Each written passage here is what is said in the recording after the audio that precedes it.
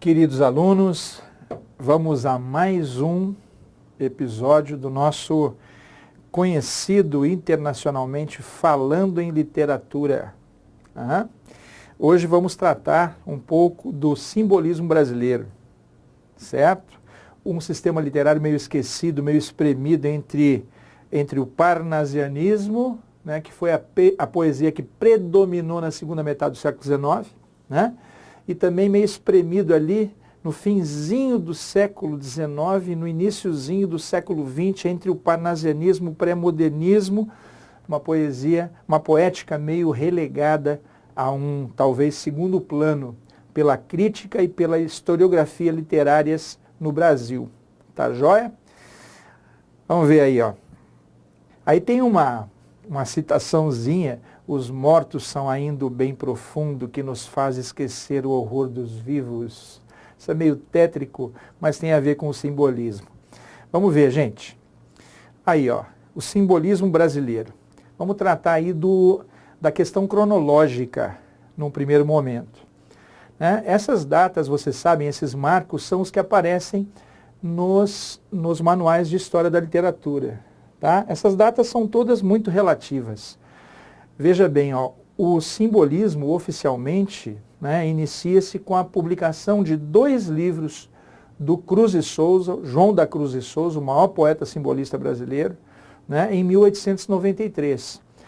Esse foi o marco escolhido pela historiografia literária no Brasil, certo?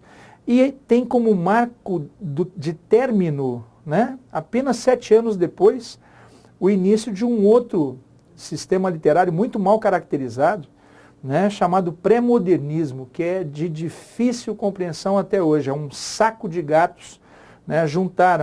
Puseram Rui Barbosa, Graça Aranha, alguns põem o Augusto dos Anjos junto, o Euclides da Cunha, todo mundo no mesmo baú, né? Autores completamente diferentes, no que se chama de pré-modernismo. O simbolismo, como eu estava dizendo, ficou meio espremido entre o parnasianismo e esse tal de pré-modernismo, né? E, cronologicamente, teria a absurda existência de apenas 7 anos na literatura brasileira, né? 7, 9 anos, alguma coisa assim.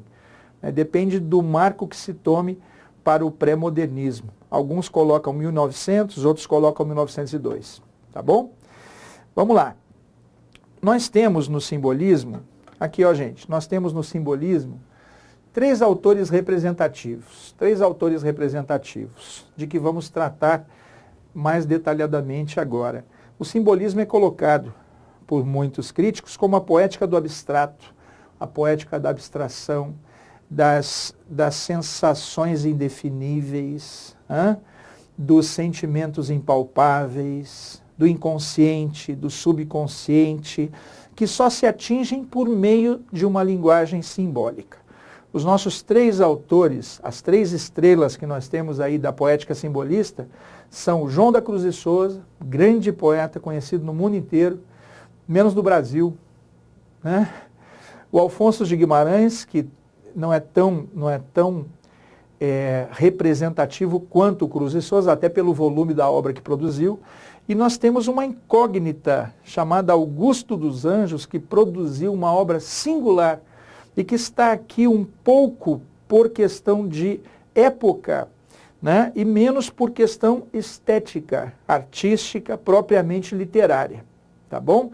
O Augusto dos Anjos é algo a descobrir ainda na literatura brasileira. Tá?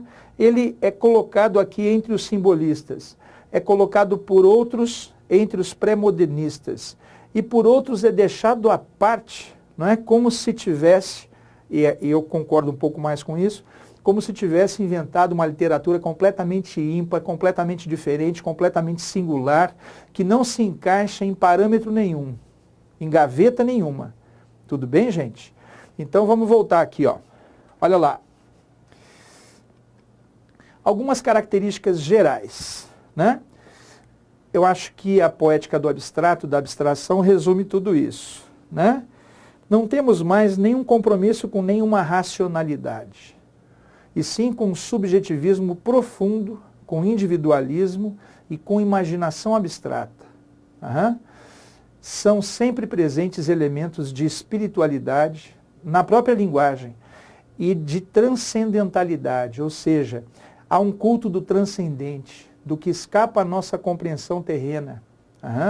Há um culto do imaginário, do abstrato, do sensorial, daquilo que só se alcança por meio de uma linguagem simbólica.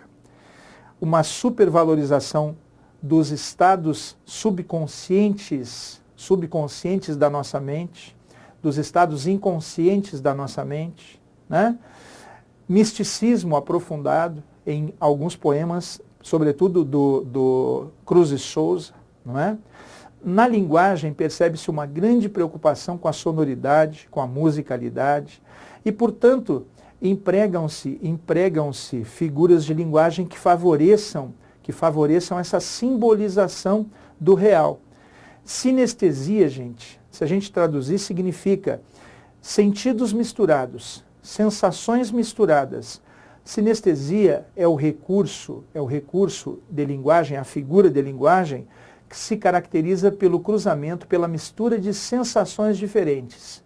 Visão com audição, visão com tato, tato com olfato, enfim, uma mistura de sensações, o que gera num plano simbólico, uma realidade sensorial que ultrapassa a nossa própria capacidade de compreensão, porque as sensações são todas elas misturadas num mesmo nível. A literação e a assonância são figuras sonoras, são figuras fônicas que respectivamente lidam com a repetição de consoantes, no caso da literação, e a repetição de vogais, repetição de fonemas consonantais, no caso da literação, e repetição de fonemas vocálicos, no caso da assonância. Bacana? Vamos lá, vamos continuar estudando um pouquinho o simbolismo. Aí, ó, João da Cruz e Souza, 1861, 1898, considerado o precursor do simbolismo no Brasil, João da Cruz e Souza foi um poeta brasileiro nascido em Florianópolis. O lugar não tinha esse nome ainda, era Ilha do Desterro, era o lugar para onde eram mandados os degredados, os presos políticos, no regime do Floriano Peixoto, Marechal de Ferro, né? Depois passou a chamar-se Florianópolis, em homenagem ao próprio tirano Floriano Peixoto. As pessoas lá nem gostam muito do nome. Já houve até uma tentativa de se mudar o nome para Floripa mesmo, né? Sua obra é marcada pela musicalidade. Vamos marcar aqui, gente. Vamos destacar algumas coisinhas. Sua obra é marcada pela musicalidade e espiritualidade com temáticas individualistas, satânicas, sensuais. Suas principais obras, aí tem uma relaçãozinha, Missal e Broquéis, que se tomam por marcos do início do simbolismo, Tropos e Fantasias, Faróis e Últimos Sonetos. Vamos seguindo? Afonso de Guimarães, um dos principais poetas simbolistas do Brasil, Afonso Henrique da Costa Guimarães. Guimarães, ele colocava o nome dele, como eu pus ali na lousa, ó, Guimarães, ele mesmo assinava assim. Olha lá, ó, de 1870 a 1921, um dos principais poetas simbolistas do Brasil, possui uma obra marcada pela sensibilidade, espiritualidade, misticismo, religiosidade, com temas como a morte, a solidão, o sofrimento e o amor. Sua produção literária apresenta características de neorromânticas, árcades e simbolistas. Aí tem a relação das principais obras: Setenário das Dores de Nossa Senhora, Dona Mística, Kyriale, Pastoral aos Crentes do Amor e da Morte. Vamos ver aqui, ó. Agora vem o Augusto dos Anjos, a figura. Ele nasceu no engenho Pau d'Arco, né, no interior da Paraíba. Durou não muito tempo, né, de 1884 a 1914. Ele, no fim da vida, estava lecionando literatura no interior de Minas Gerais, em Leopoldina, onde morreu e onde há até hoje o seu túmulo, né? Fizeram lá um busto, etc., em Leopoldina, interior de Minas Gerais. Augusto dos Anjos foi um dos grandes poetas brasileiros simbolistas, embora muitas vezes sua obra apresente características pré-modernas. Como eu disse para vocês, é uma incógnita. Patrono da cadeira número 1 da Academia Paraibana de Letras, publicou um livro intitulado Eu, e foi chamado de Poeta da Morte, uma vez que seus poemas exploram temas sombrios. Vamos agora a uma antologia de vários textos desses autores, tá? Nós conheceremos pelo menos 2, 3 textinhos de cada um deles para vocês terem contato com o que realmente importa na poesia, que são os poemas. A vida dos autores e o nome das obras que eles publicaram tem uma importância menor. O importante é a gente ter contato com a linguagem, com os próprios textos que eles produziram. Tudo bem, gente? Então, vamos agora a uma antologia.